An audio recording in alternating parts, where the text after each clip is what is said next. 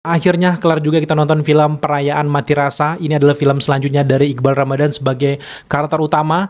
Kemudian juga ini juga film selanjutnya dari Cinemaco Pictures dan film selanjutnya juga untuk si Umay Shahab sebagai sutradara. Ini film ketiga ya kayaknya ya. Dan film ini berfokus ke karakter dari keluarga Antono, di mana ada Ian Antono diperankan oleh Iqbal Ramadan sebagai kakak. Ada juga Utah Antono yang diperankan oleh Umay Shahab itu sendiri. Dia sutradara, dia juga memainkan peran di dalam sini. Nggak tahu ini mau hemat kayaknya, mau menghemat budget gitu. Dan kemudian ada Dwi Sasono sebagai kepala keluarga yaitu Satya Antono. Ada juga Tante Yunik Priscilla sebagai Dini Antono sebagai ibu rumah tangga dari keluarga Antono ini.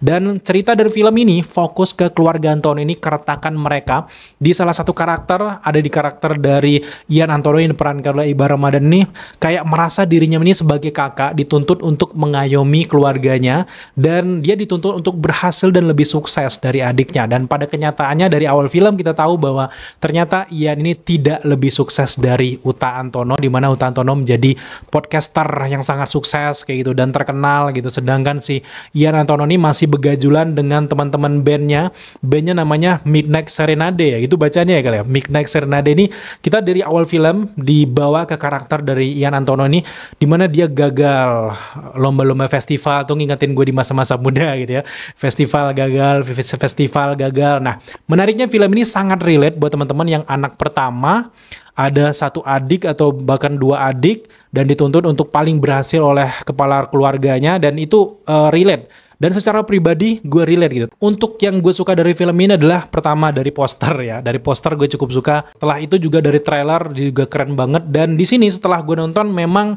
dari trailer dan juga dari film, dari segi grading, sinematografi nggak bohong, sama dengan yang ditawarkan dari trailernya, dimana di sini benar-benar enak banget ditonton. Grading kayak gini gue suka juga tuh, grading ketika si Ian ini ada di band dengan pancaran cahaya lampu warna-warni itu berwarna kayak seolah-olah ini dunia dia gitu. Tapi ketika dia pulang ke rumah, ini gradingnya mulai berubah, dimana agak kusam, ke kuning-kuningan, ruwet gitu. Ini melambangkan bahwa dia itu stres, ada di rumah penuh tekanan. Dan masalah utama dari sini selain memang dari karakter Ian Antono, tapi datang juga dari ayahnya, dimana ayahnya ini selalu memberikan pesan bahwa kamu harus sukses ya, kamu harus mengayomi adikmu, sehingga itu di deliver sama si Ian Antono ini berbeda. Jadi ini dia punya beban yang sangat berat, sedangkan di sini dia selalu gagal gitu. Dari awal film sampai babak 1, babak 2, babak 3, kita akan melihat bagaimana proses penyelesaian dari karakter ini yang tadinya jauh tiba-tiba mendekat, dan pecahnya itu adalah ketika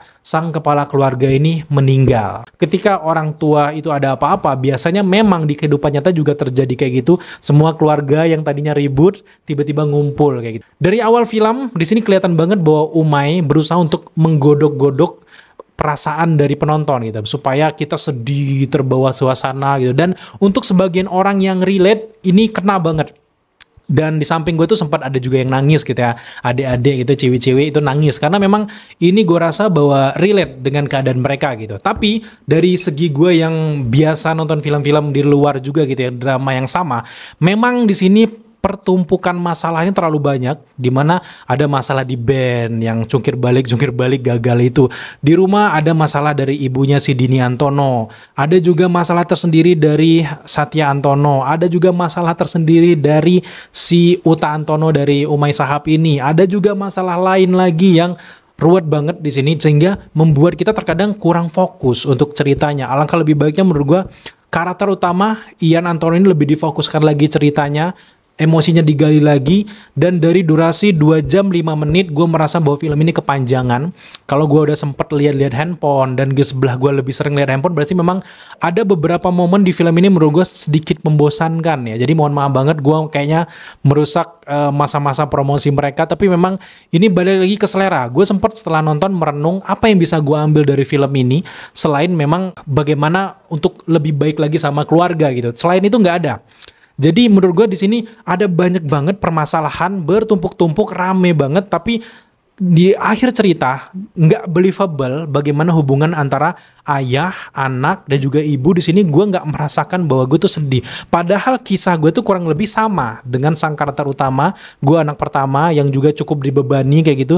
Kemudian juga dengan orang tua, kemudian juga dan kurang lebih cukup sama. Tapi entah kenapa di sepanjang film gue nggak merasakan haru itu, karena gue merasa melihat di sini Umay sebagai sutradara yang cukup baru masih cenderung belajar menjahit perkisahan ini menurut gue gitu.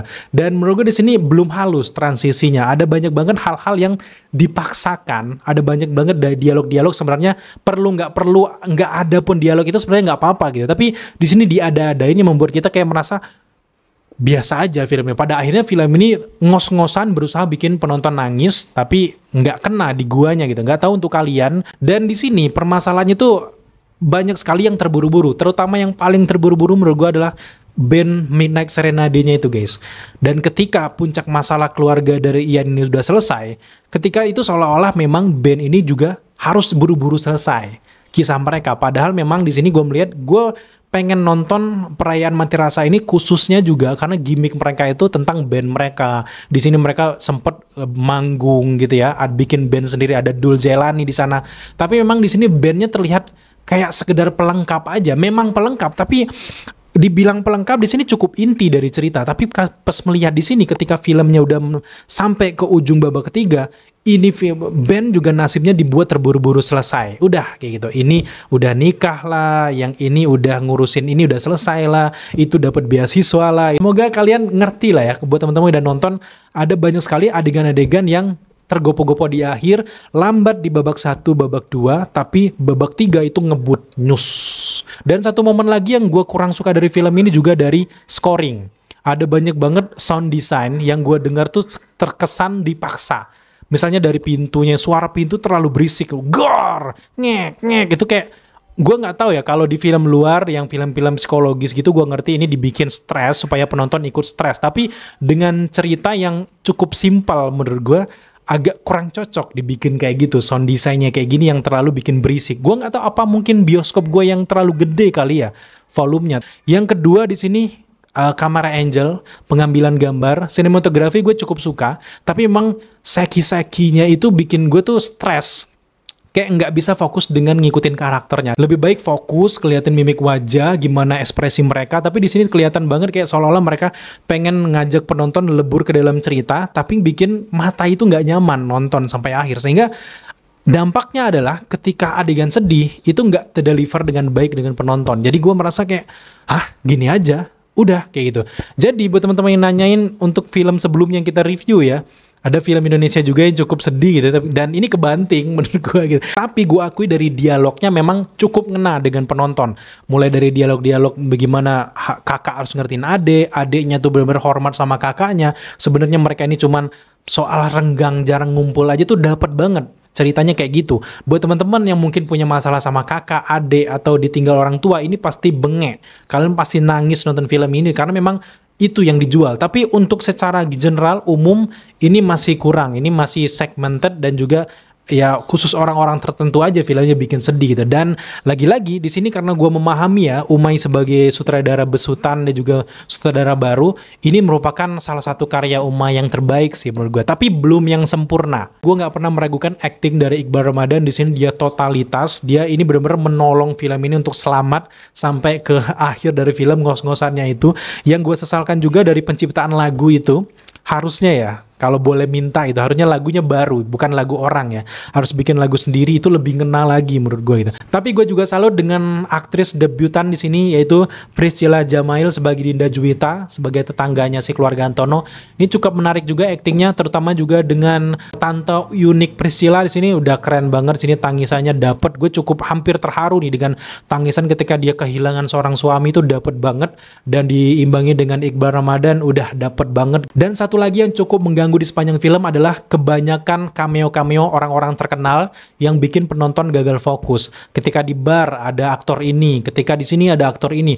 Banyak banget aktor-aktor yang terkenal. Gue nggak tahu mereka apakah dibayar atau mereka mau membantu proyek ini.